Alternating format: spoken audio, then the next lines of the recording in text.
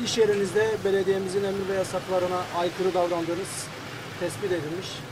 Bununla ilgili iş yeriniz 3 gün süreyle ticaretten men edilecektir. Tekrarı dahilinde son kullanma tarihi geçmiş, bozulmuş veya insan sağlığını tehlikeye atacak ürünleri satışınız tespit edildiğinde tekrarı dahilinde iş yeriniz 7 gün süreyle kapatılacaktır. Bunun akabinde tekrardan tespit edildiğinde ruhsatınız iptal olacaktır.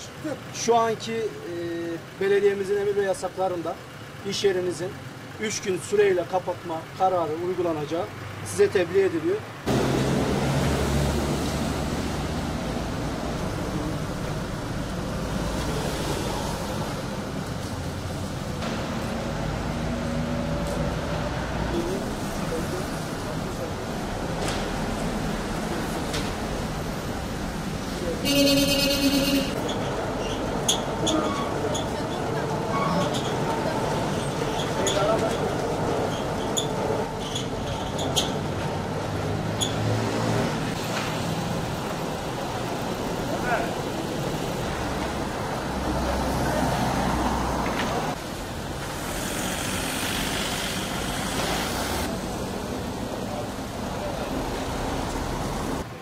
Ekiplerimizin denetimleri esnasında iş yerinizde son kullanma tarihi geçmiş ürünleri satışa arz ettiğiniz tespit edildi.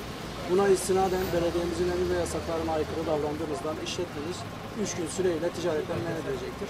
Tekrarı dahilinde iş yerinizde 7 günlük sürenin kapatmanın uygulanacağı, ardından tekrarı uygulanırsa ruhsat kapatmaya kadar iş yerinizin gideceği beyan ediliyor. Bilginiz olsun.